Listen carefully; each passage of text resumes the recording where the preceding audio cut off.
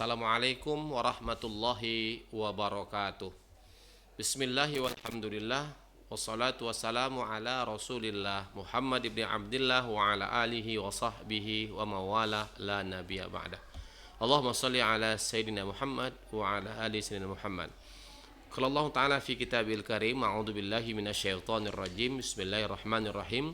Ya ayyuhalladzina amanu hal adullukum ala tijaratin tunjikum min adzabin alim tu'minuna billahi wa rasulihi wa tujahiduna fi sabilillahi bi amwalikum wa anfusikum zalikum khairul lakum in kuntum ta'lamun. Shadaqallahul azim. Kerabat mualimin dimanapun anda berada, alhamdulillah kita bersyukur kepada Allah. Kita masih dipertemukan dalam kegiatan tayangan Mualimin Menjawab pada kali ini dari studio Madrasah Sanawiyah Mualimin. Kita doakan semuanya kita senantiasa dalam lindungan Allah Subhanahu wa taala. Salawat dan salam terus kita hadiahkan kepada Nabi kita Nabi besar Muhammad sallallahu alaihi wasallam. Allahumma shalli ala sayyidina Muhammad wa ala ali sayyidina Muhammad. Mudah-mudahan kita semua mendapatkan syafaat di hari kemudian kelak. Amin ya Allah ya rabbal alamin.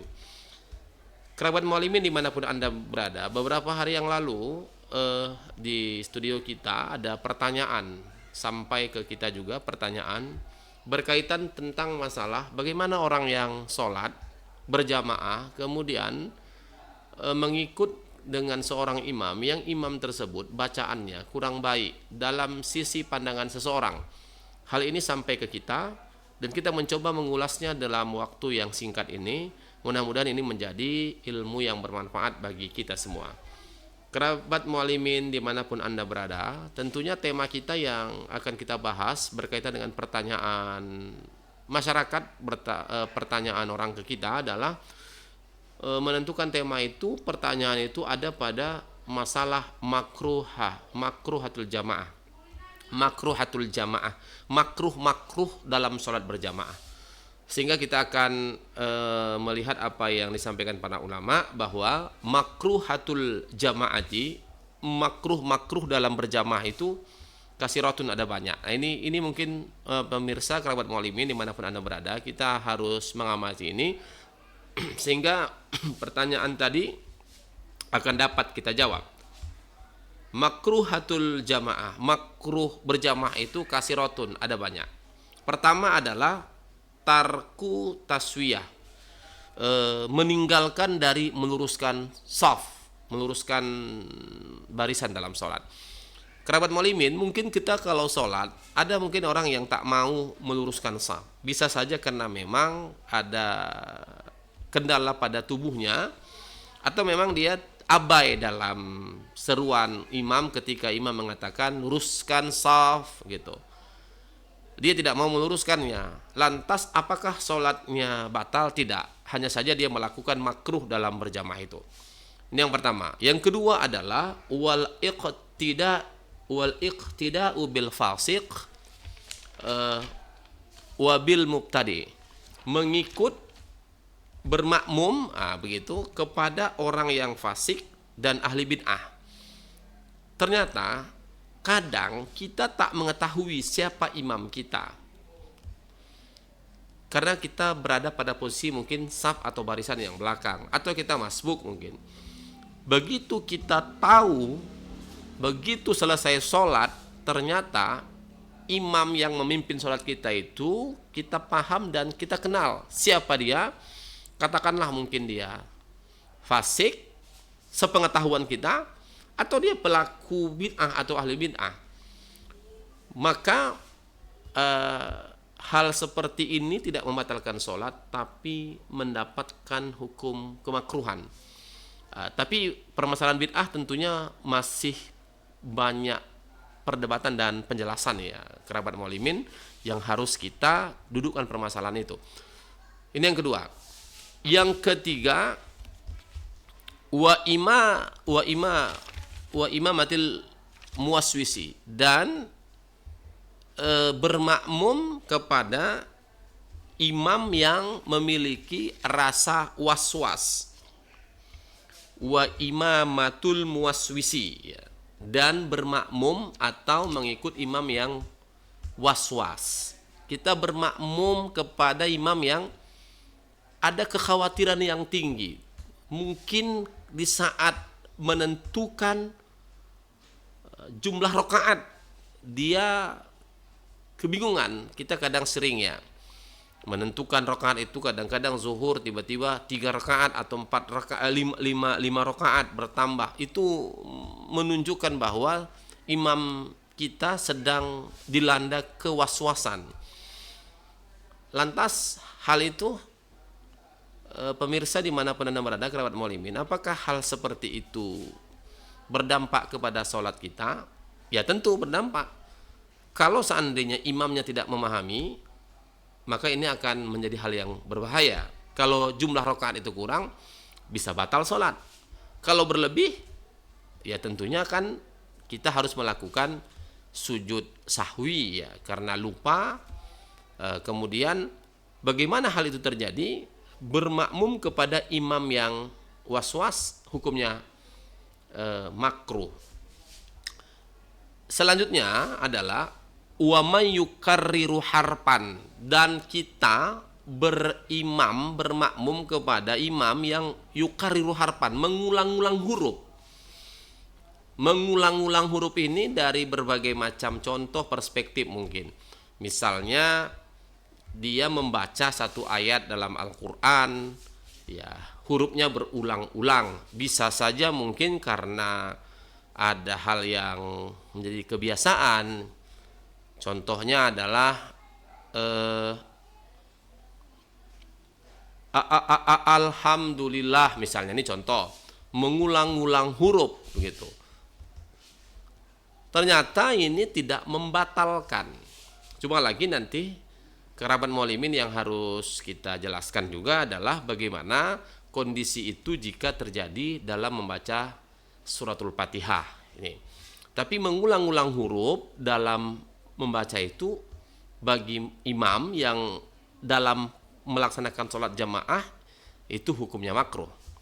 Selanjutnya, ini yang menjadi jawaban bagi penanya berkaitan dengan masalah sholat berjamaah yang sampai ke redaksi kita. Wallahinu lahnan la yughayyirul makna. Apa maksudnya? Maksudnya adalah bermakmum kepada orang yang kurang baik bacaannya. Kurang baik bacaannya. Ini dalam istilah kitab lahin. Kurang baik bacaannya, lahinu lahnan la yughayyirul makna. Kurang baik bacaannya tapi tidak merubah makna. Tentunya ini menjadi jawaban bagi kita. Jika kita sholat berjamaah, imam kita bacaannya kurang baik, tapi kurang baiknya itu tidak merubah makna, maka sholat itu tetap sah. Hanya saja makruh dalam berjamaah itu.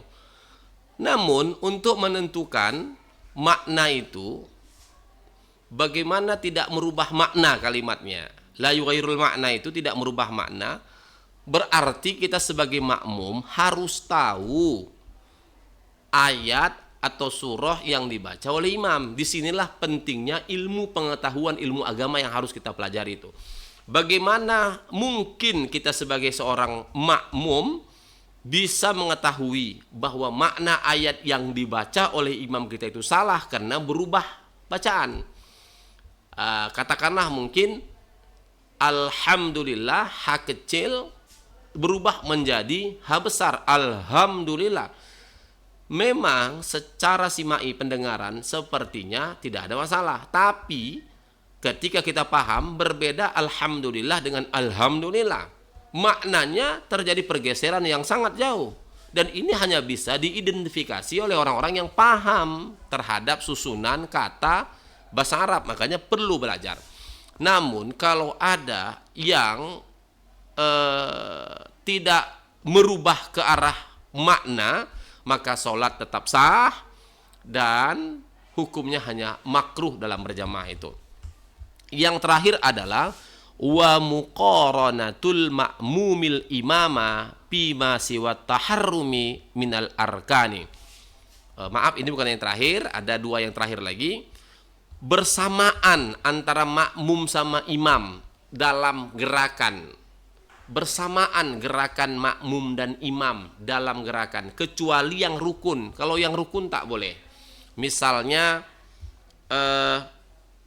takbiratul ihram tak boleh bersamaan antara imam sama makmum. Tunggu imam selesai.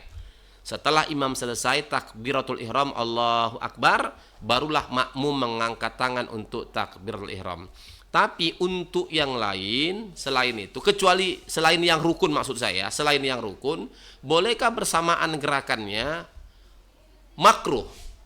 Misalnya kerabat walimin sujud, ini sering terkadang kita mengalami sebagai seorang imam, belum lagi kita sampai untuk sujud, tiba-tiba kita sudah terdengar suara kepala kening orang terantuk dengan lantai misalnya, menandakan bahwa dia lebih duluan sujud ketimbang kita. Ini kadang mendahului atau bersamaan. Nah, yang dijelaskan oleh para ulama dalam kitab Al-Yaqutun Nafis bahwa bersamaan gerakan imam dengan makmum dalam sholat selain gerakan rukun-rukun sholat, maka hal ini makruh. Ini pelajaran penting, artinya biarkan dulu imam melakukan tuntas sempurna gerakannya, baru kita ikuti. Tapi kalaupun bersamaan, ini hukumnya makruh. Yang terakhir adalah wanfiraduhu anis safi, tunggal dalam shaf, tunggal dalam barisan sholat. Ternyata kerabat mualimin, kita sholat ketika kita sendiri dalam shaf itu hukumnya makruh. Itulah sebabnya kenapa kalau seandainya imam makmumnya satu orang, susunan makmum itu agak sedikit merapat kepada imam supaya tidak tunggal dia dalam shaf itu. Hal ini juga harus kita pahami bagaimana teknis untuk supaya kita tidak menyendiri dalam shaf. Supaya tidak menyendiri, bisa saja mungkin kita akan mencari teman kita untuk bershaf itu. Atau kita mungkin menarik salah seorang jamaah yang sudah ada pada susunan shaf, tentunya di paling pinggir, untuk mundur ke belakang menemani kita. Ini contoh saja teknis. Tapi meskipun begitu, ini hanya hukumnya makruh. Kerabat mualimin dimanapun Anda berada, inilah beberapa hal yang dimakruhkan dalam sholat berjamaah ketika kita melakukannya. Tentunya hal seperti ini harus menjadi pedoman kita, harus menjadi pembelajaran kita. Kita bisa mengulangi, menyimpulkannya. Pertama adalah makruh dalam sholat berjamaah itu tarkut taswiyah, meninggalkan dari meluruskan shaf. Yang kedua, wal iqtida'u bil fasiki wa bil mubtadi'i wa imamatuhuma, mengikut atau berimam kepada orang yang fasik dan pelaku bid'ah dan berimam kepada kedua orang tersebut. Kemudian adalah wa imamatul muwaswisi, dan imam yang waswas, wa may yukarriru harpan, dan imam yang membaca mengulang-ulang hurufnya, wallahinu lahnan la yughairul makna, imam yang kita dapati bacaannya kurang baik tapi tidak merubah makna. Dan yang selanjutnya adalah wa muqaranatul ma'mumil imama fima siwa taharrumi minal arkani, bergeraknya sama antara makmum dan imam selain yang rukun-rukun, ini makruh. Wanfiraduhu anisab, dan tunggal dalam bershaf. Inilah mungkin yang dapat kami sampaikan kerabat mualimin, sekaligus menjawab pertanyaan yang masuk ke redaksi kita berkaitan dengan sholat berjamaah, ya, berkaitan dengan imam yang kurang bagus bacaannya, sekaligus kita menjawab dengan mengutip satu tema, satu judul yang ada dalam kitab Al-Yaqutun Nafis. Mudah-mudahan ini bermanfaat bagi kita semua. Nasrul minallah wa fathun qarib wa basyiril mu'minin. Assalamualaikum warahmatullahi wabarakatuh.